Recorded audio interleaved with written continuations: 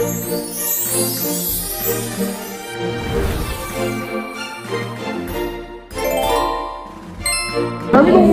ko pa actually gusto sabihin, kaso lang syempre gusto ko i-limit.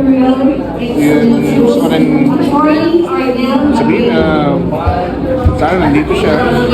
And of course, masaya siya. But, you know, she's in another realm.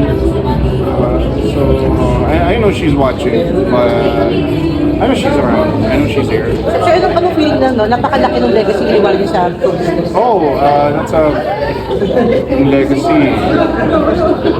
Kailangan natin ipagpatuloy yan sa tulong ng mga nagmamahal sa kanya. Siyempre, hindi natin kaya gawin ng tayo lang. So, kailangan natin na-support ng mga tao na nagmamahal sa kanya. And of course, a lot of prayers, a lot of devotion. And gusto natin i-continue yung ganyang inspiration sa mga tao. Kasi, syempre, from rags to riches, alam natin.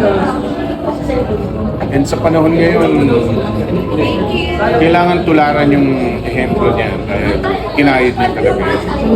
Hindi siya naging superstar, hindi siya naging national artist ng gano'n lang. Binigay niya yung buhay niya, binigay niya yung sulit sa mga tao nagmamahal sa kanya. Binabalik niya. Iba kasi yung pagmamahal niya, iba yung puso niya. Totoo. And walang ibang makakapantay. Sir, last year ka na sa PCU po. Ano po ang update doon? Siya yung may sinasabi na sa amulat. Alam mo na yan, no? Ano na? 20,000 dollars.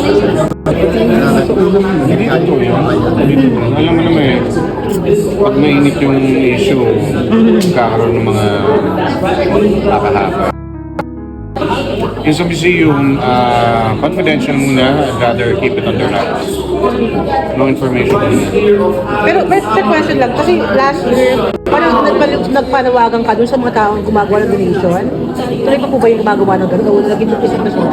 Yung mga donation kay ate, ginagamit si Ate Guy for donation. Yeah, that's why we established Donor Honor Enterprise and Donor Honor Foundation. Okay. It's because to